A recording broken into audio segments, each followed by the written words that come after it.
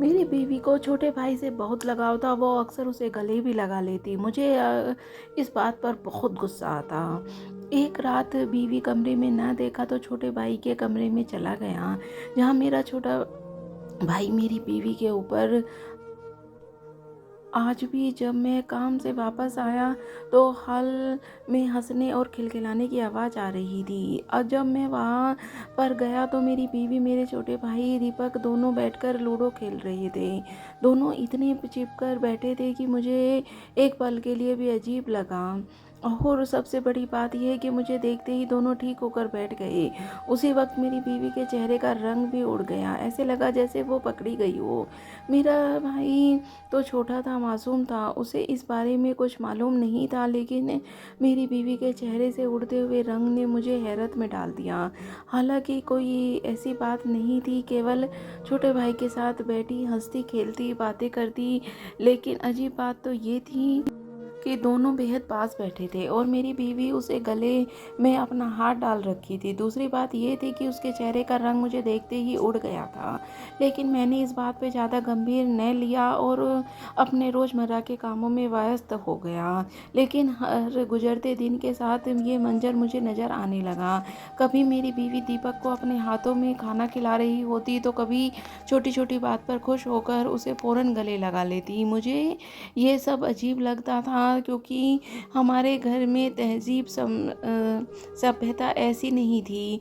वो बेशक छोटा था लेकिन था तो उसका देवर ही। और सबसे बड़ी बात ये कि देवर भाभी के रिश्ते का समाज एक अलग नज़रिए से देखता है। मेरी पत्नी भी काफ़ी समझ वाली थी, लेकिन न जाने मेरे भाई के मामले में उसकी सारी समझबूझ कहाँ चली जाती थी। कभी तो उसको खुश करने के चक्कर में भी नज़रअंदाज कर दिया करती थी। यह बात मुझे अब खटकने लगी थी। एक दिन रात को जब कुछ मैंने देखा तो वह मेरे होश उड़ा देने के लिए काफ़ी था। मेरा संबंध एक मत बस मत घराने से था। हम दो भाई थे। मेरा भाई मुझसे काफ़ी छोटा था। हम दोनों की उम्र में इतना फ़र्क होने के वजह से ही मेरे लिए बाप का दर्जा रखता था। क्योंकि मेरे पिता की कुछ साल पहले ही मौत हो चुकी थी, इसीलिए मैं अब घर में सब कुछ था। ज़िंदगी बहुत अच्छी न रही सही, लेकिन बहुत बुरी भी नहीं गुजर रही थी। मैं जॉब करता था, मेरा छोटा भाई पढ़ता था। हमने तो कभी नहीं सोचा था कि हमारी ज़िंदगी में कोई और मुश्किल आएगी, लेकिन एक तूफ़ान ने हमारी ज़िंदगियों को हिलाकर रख दिया। एक दिन जब मैं ऑफिस से वापस आया तो मेरी माँ बेहोश होकर नीचे गिर पड़ी और मेरा छोटा भाई उनके पास बैठा रो रहा था। मैंने पूछा, माँ को क्या हुआ? तो उसने बताया कि माँ काम करके बाहर आई और अचानक गिरी और बेहोश हो गई। मैंने पानी भी डालने की कोशिश की और बहुत आवाज़ मारी थी, लेकिन वो अभी तक होश में नहीं आ रही थी। यह उस बात को मुझे खुद परेशान कर दिया। मैं तुरंत माँ को लेकर हॉस्पिटल भागा। डॉक्टर्स ने उनको चेक किया। फिर डॉक्टर ने जो खबर सुनाई वो मेरे सिर पर आसमान गिराने के लिए काफ़ी थी। डॉक्टर के मुताबिक मेरी माँ को कैंसर था, वो भी आखिरी स्टेज पर। अब तो उनका इलाज भी मुमकिन नहीं था और सबसे बड़ी बात यह थी कि उनके पास बहुत कम वक्त रह गया था। इस खबर ने तो हम दोनों भाइयों के जीते जी मार दिया। माँ ने जब यह सब खबर सुनी तो उन्होंने एक ही बात की फिक्र थी कि मेरे बाद घर का क्या होगा, क्योंकि छोटा भाई बहुत छोटा है और वह एकदम उसे एक गाइड करने की भी ज़रूरत है। मेरे छोटे को संभालूंगा या नौकरी करूंगा या घर संभालूंगा, क्योंकि मुझे इन बातों की कोई परवाह नहीं थी। मुझे तो सिर्फ अपनी माँ की फिक्र थी। मैं हर मुश्किल तरीके से कोशिश कर रहा था कि उनकी बीमारी का कोई ना कोई इलाज मिल जाए, लेकिन बड़े बड़े डॉक्टर्स ने भी जवाब दे दिया। अब सिर्फ उनके दुख और तकलीफ़ को कम किया जा सकता था। मेरी माँ बिस्तर पर पड़ी रहती, बस दर्द से बचाव की दवा पर दी जा रही थी। लेकिन कभी कभी यह रात भी उनको जब दर्द उठता तो वे चीख दिल को दहला देती थी। मैं तो सब कुछ भूल चुका था। ऑफिस वाले अच्छे थे कि उन्होंने मुझे मुश्किल वक्त में मेरा साथ दिया और मुझे काम पे ज़्यादा बोझ नहीं दिया। जब दिल चाहता था मैं घर आ जाता। कि मेरी मजबूरी सबको ही मालूम थी। मुझको ठीक घर के देखना था और माँ को भी देखना था। मेरी माँ बहुत ही लाड प्यार से पाला था, इतनी कि मुझे एक घर का काम में कुछ नहीं आता था। अब तो हालात थी कि माँ के बाहर का ही खिला सकते थे, घर का खाना मैं बना नहीं सकता था। ये सब बड़ी मजबूरी थी। अब हम परेशान हो गए। कभी माँ खाना बना लेती, कभी कोई पड़ोसन खाना बना देती। यही सिलसिला ऐसे ही चल रहा था। एक दिन माँ की हालत बहुत ज़्यादा ख़राब हो गई। डॉक्टर ने कहा कि इनके पास कुछ ही दिन बचे हैं।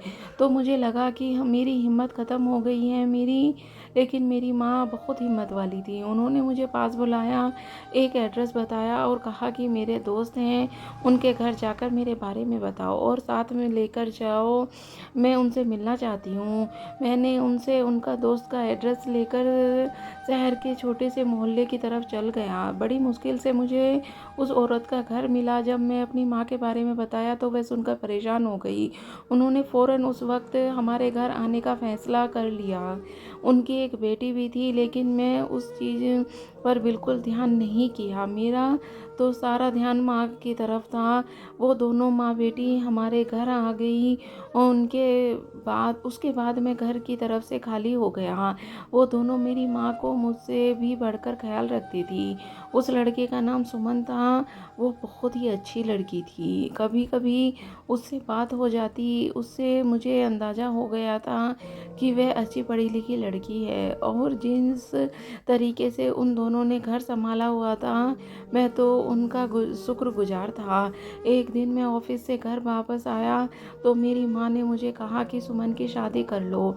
मेरी खुशी है, इसी में मेरी खुशी है और हमेशा उसे ही अपनी बहू बनाना चाहती थी। सुमन से मेरा विवाह हो गया। जिस लड़के को मैं जानता भी नहीं था, नाम के अलावा मुझे उसके बारे में कुछ मालूम नहीं था। वो लड़की मेरे नाम हो चुकी थी, लेकिन मुझे तो उसके भी फिक्र नहीं पड़ा था। मेरे लिए तो सब कुछ मेरी माँ ही थी। हमारी शादी के तीसरे दिन ही मेरी माँ चल बसी। लगता था जैसे सिर्फ मेरी शादी का इंतज़ार में जिंदा थी। मेरी माँ के जाने के बाद उन दोनों माँ बेटी ने बहुत अच्छे और मुझे एक छोटे भाई को संभाला था। मेरा छोटा भाई तो सुमन को बहुत ज़्यादा करीब हो चुका था। जब मेरी माँ को गए 10 दिन हुआ तो मेरी सास ने कहा कि मुझे अब जाना होगा।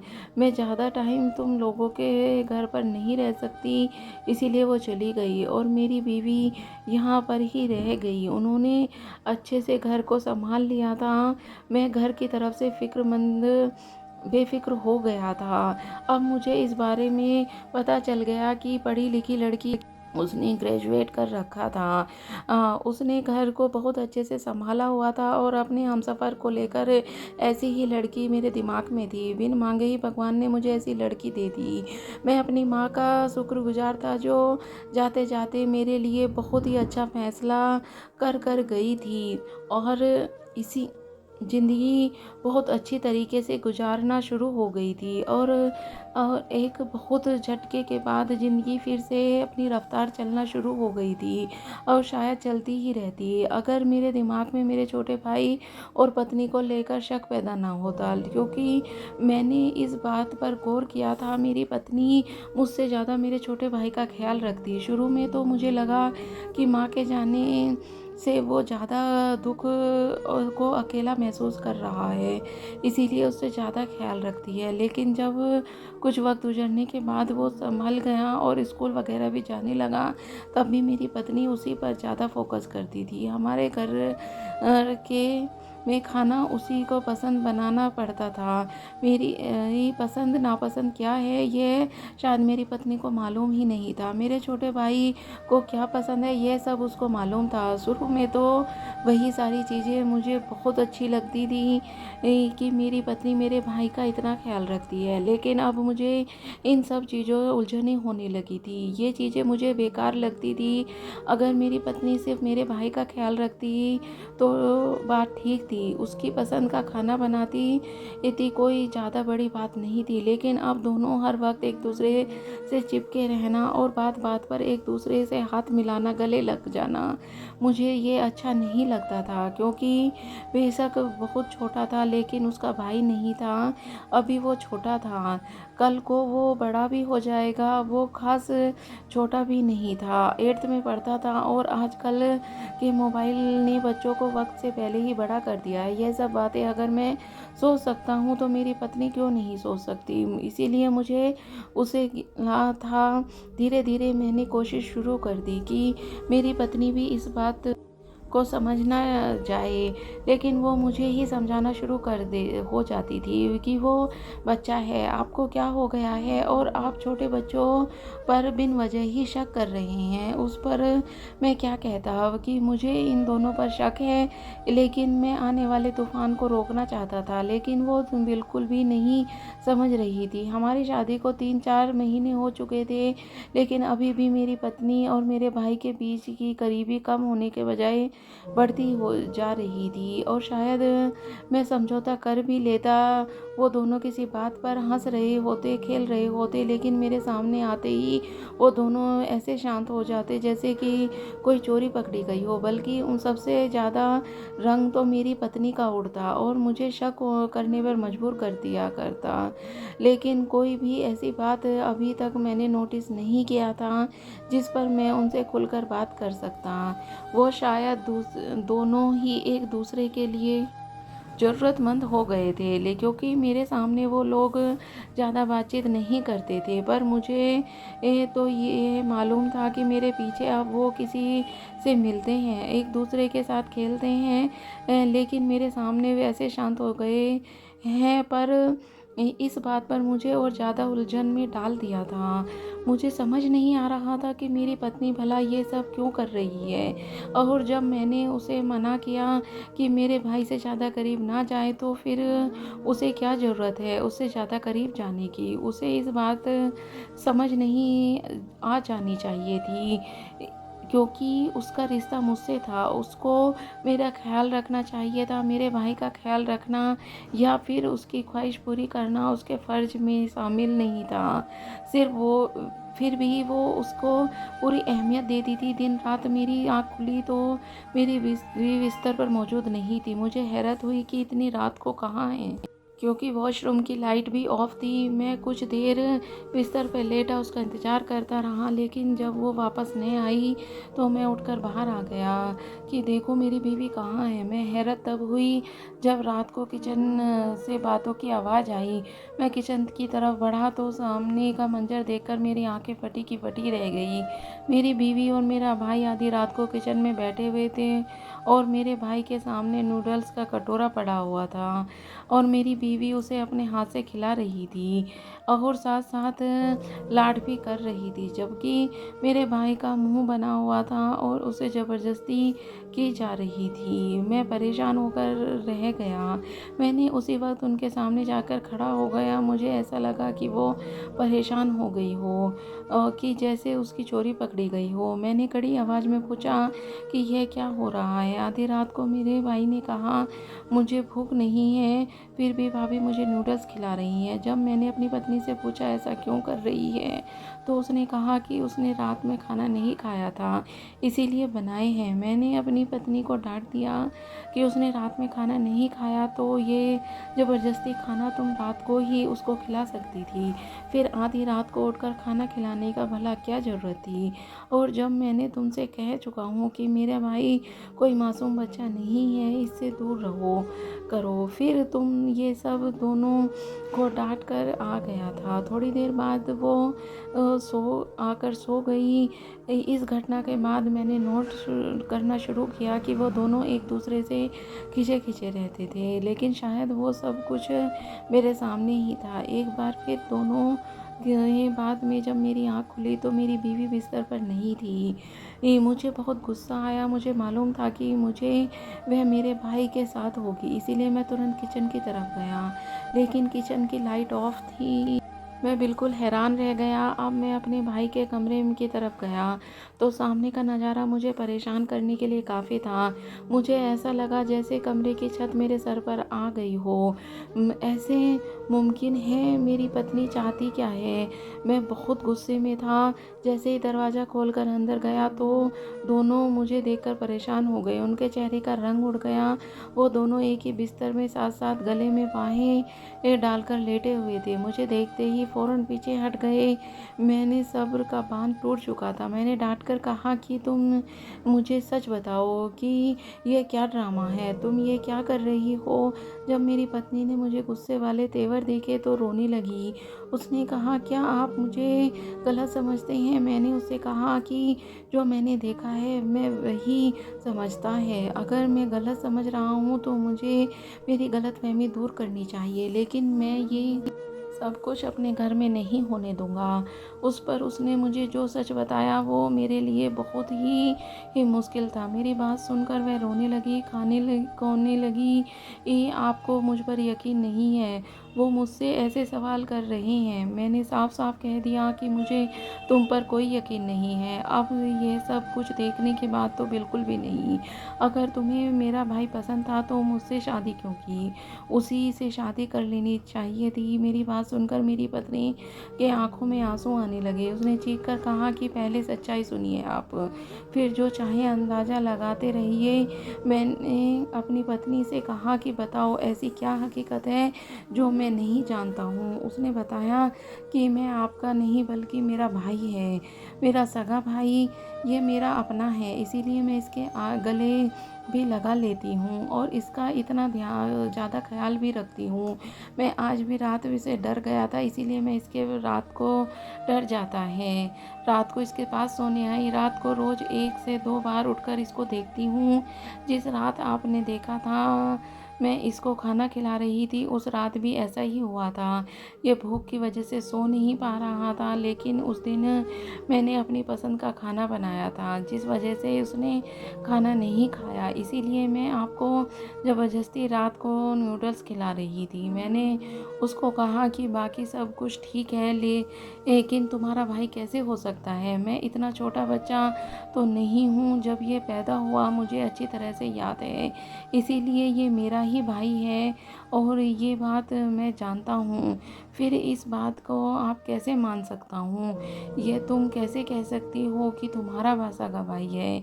इस पर उसने जो बात बताई मुझे हैरान करने के लिए काफ़ी थी। उसने बताया कि आपकी माँ और मेरी माँ दोनों अच्छी दोस्त थी। वे दोनों एक ही गाँव में थी और दोनों उन लोगों ने हमेशा साथ पढ़ा और हमेशा से ही साथ रहती थी। लेकिन मेरी माँ का रिश्ता आपके पिता के से बचपन में ही तय था, लेकिन कॉलेज में वक़्त मेरी माँ को मेरे पापा से प्यार हो गया और इस बात की गवाही आपकी माँ थी। इसीलिए उन्होंने आपकी माँ की मदद से भागकर शादी की, जिसकी वजह से उन दोनों को ही घर से निकाल दिया गया। आपकी माँ ने ज़बरदस्ती शादी करके पिता से करवा दी गई और आपके पिता सारी ज़िंदगी ये रिश्ता कबूल नहीं कर सके। उन्होंने इस रिश्ते को अपनाने की शर्त पर लगाई थी कि दोनों दोस्त आपस में कोई रिश्ता नहीं रखेंगे। इसके बाद दोनों एक दूसरे से अनजान बनकर रह रही थी और फिर ऐसा हुआ कि मेरे माता-पिता के घर शादी के 3 साल बाद तक कोई औलाद नहीं थी, जबकि आप पैदा हो चुके थे और 3 साल बाद मैं पैदा हुई। तो मेरे ख़ानदान ने मुझे अपनाने से इनकार कर दिया। उनको लगता था कि शायद मैं बड़ी होकर जायदाद का हिस्सा मांगूंगी। मेरे पिता ने लिखकर दे दिया कि मेरी बेटी आपको कभी हिस्सा नहीं मांगेगी। इस तरह मेरी जान बच गई। मेरे पिता और माँ अलग रहते थे, लेकिन आपकी माँ और मेरी माँ हमेशा मिलते थे। मैं कुछ बड़ी हुई तो मुझे सारी बात पता चली और फिर भगवान का करना हुआ कि मेरी माँ के घर बेटा पैदा हुआ। ये मेरा भाई है, लेकिन आपकी माँ ने एक किन्नर को जन्म दिया था। आपके पिता ने तो पहले से ही शादी को कबूल नहीं किया था। किन्नर की माँ बनने पर वो आपकी माँ को डिवोर्स दे देते। इधर मेरे भाई के पैदाइश की खबर घर वालों को हो जाती है तो यकीनन वो मेरे भाई को मार देते, क्योंकि कुछ महीने पहले ही मेरे पिता की मौत हो चुकी थी। उन दोनों दोस्तों ने एक ही हॉस्पिटल में अपना केस करवाया था, इसीलिए वहाँ के डॉक्टरों से मिलकर दोनों ने प्लान बनाया कि किन्नर मेरी माँ की गोद में डाल दिया गया और मेरे भाई को आपकी माँ की गोद में, और सिर्फ वही बताया गया कि आपके घर बेटा पैदा हुआ है और मेरी माँ को किन्नर पैदा हुआ है। इस खबर ने मेरे घर वालों को बहुत खुश कर दिया और जल्द ही उस किन्नर को मेरी माँ ने उसकी बस्ती में छोड़ दिया। और मेरे पढ़े लिखे होने पर भी मेरे घर वालों को ऐतराज़ था। मेरे मामा के घर वालों का एक ही कहना था कि तुम अपनी बेटी को छोड़कर आना चाहती हो तो जिस वक्त भी तुम आना चाहोगी, घर के दरवाजे खुले हुए हैं। मेरी माँ मुझे कैसे छोड़ देती है, इसीलिए हम लोगों की एक छोटी सी बस्ती में रहते थे। मेरी माँ मेहनत मजदूरी करके मुझे पढ़ाती रही और अब मैं खुद जॉब करती थी। पहले से घर के हालात अब अच्छे हो गए थे, लेकिन मेरी माँ और आपकी माँ दोनों दोस्त एक दूसरे से मिलती रही और दोनों ने हम दोनों की शादी बचपन में ही तय कर दी थी। जब आप मेरे घर आए और मेरी माँ को पता चला कि आपकी माँ बीमार है तो वह उनके लिए घर आ गई, और जब हम दोनों की शादी हो गई तो वह अपने मायके चली गई। ये है सारी हकीकत, लेकिन मुझे उस पर यकीन नहीं आ रहा था। उस पर उसने अपने और अपने भाई के डीएनए की रिपोर्ट दिखाई जो इस बात की सच साबित कर रही थी। फिर मैं अपनी सोच पर शर्मिंदा हो गया। मैंने उन दोनों से माफ़ी मांगी और शायद यही मेरे लिए बेहतर था। मैंने अपनी सास को वापस बुला लिया और जो अपने मायके में बड़ी मुश्किल से ज़िंदगी गुजार रही थी, क्योंकि हमें एक माँ की ज़रूरत थी और सास भी तो माँ ही होती है। तो दोस्तों, आपको ये कहानी कैसी लगी मुझे कमेंट करके ज़रूर बताना। मैं ऐसी ही अच्छी अच्छी कहानियाँ आपके लिए लाती रहूँगी। पूरी कहानी सुनने के लिए आपका बहुत बहुत धन्यवाद।